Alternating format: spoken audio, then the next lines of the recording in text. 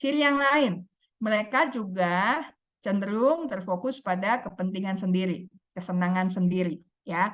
Jadi kalau kita perhatikan, kok anak sekarang lebih abai ya, istilahnya lebih cuek ya gitu.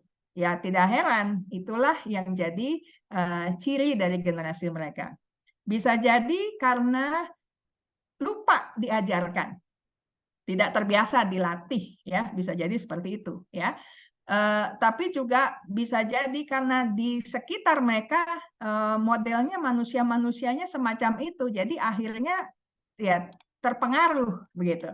Mereka fokus pada kepentingan sendiri, pada kesenangan sendiri, dan tidak terlatih untuk peduli pada orang lain. Kalau zaman dulu ketika ada masalah, wah kita buru-buru ya, buru-buru nolong. Ada orang yang jatuh, kita buru-buru tolong. Kamu perlu apa? Oh, saya bisa bantu apa? Dan sebagainya. Repot kita untuk orang yang sedang mengalami kesulitan. Tapi zaman sekarang, ya, kalau ada orang bermasalah, jatuh, wah kita buru-buru juga. Buru-buru foto, buru-buru pasang video, buru-buru upload, pokoknya mesti viral. Dan kalau perlu, saya yang duluan viralkan. Nanti urusan salah benar, pokoknya saya viral dulu, begitu. Ya, nanti kan tinggal minta maaf, nanti kan tinggal pakai meterai, ya kurang lebih kayak gitulah. Itu yang terjadi sekarang ini, ya terfokus pada kepentingan kesenangan sendiri. Mereka juga sukar berurusan dengan perbedaan pendapat. Jadi kalau ada masalah, mereka akan ya kalau kita bilang zaman sekarang anak muda pakai istilah ngegas. Kalau nggak duluan dia yang wah pokoknya ekspresikan dulu kemarahannya atau powernya begitu ya, bahwa dia yang benar begitu ya, padahal bisa jadi dia salah ya. Dan orang lain nggak boleh berbeda pendapat dengan dia. Dia akan usaha supaya orang lain punya pendapat sama. Kalau nggak bisa dia berurusan dengan orang tersebut, dia pergi. Itu yang terjadi. Tidak bisa menghadapi perbedaan pendapat, kalaupun tidak menentang, ya mereka akan menghindar dari tekanan publik. Daya juang, daya tahan kurang memadai. Mereka mudah mulai, wah semangat kalau mulai, wah semangat langsung apa langsung kerja. Tapi ketika ada kesulitan, ya cepat berhenti. Ya, itu yang biasa juga terjadi. Sehingga pada akhirnya hampir ya perlu perjuangan ya untuk bisa lihat generasi ini bertahan sampai ujung dengan dengan kesulitan ya jatuh, blinding, salto dan sebagainya gitu ya. Daya juangnya memang masih harus ditingkatkan. Generasi ini juga kelihatannya, walaupun tidak semua, tapi kelihatannya kurang mampu, kurang bersedia kerja keras. Posisi tingginya mau, penghasilan besarnya mau, ya, tapi untuk fight ya tapi ogah gitu. Iya sih, tapi saya ogah gitu. Kurang bersedia upaya kerja keras, bangun lebih pagi, ya ada pengorbanan lah. Kurang bersedia sampai ke sana.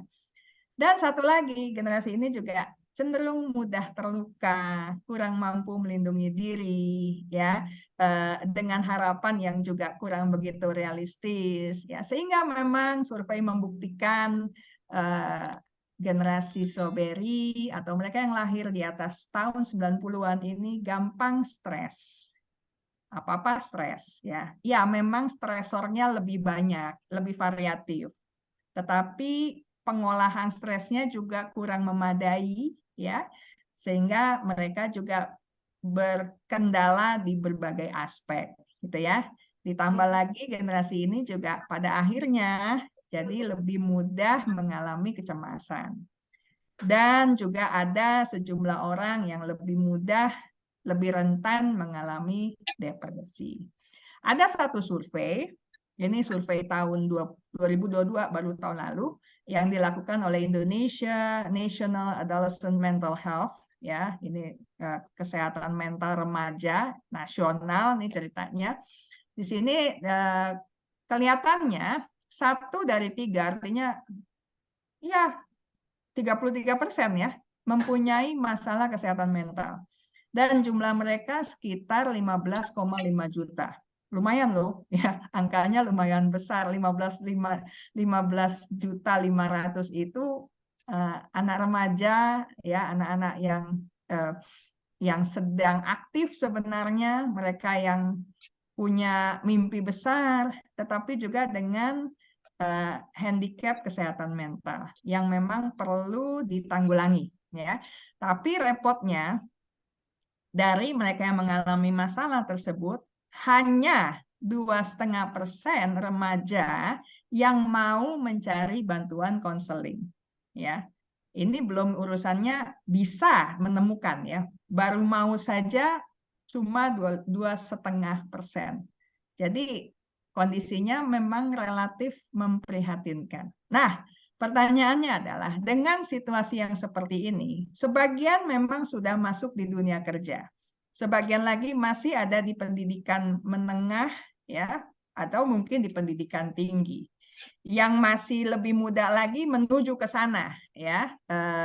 Kalau tidak dipersiapkan, tentunya juga akan jadi persoalan di kemudian hari. Pertanyaannya adalah, untuk mereka yang ada di dunia kerja, bagaimana mereka bisa bertahan? Ini yang nanti akan diteruskan oleh Ibu Davina. Saya persilakan. Memang anak-anak generasi strawberry ini sangat ekspresif sekali.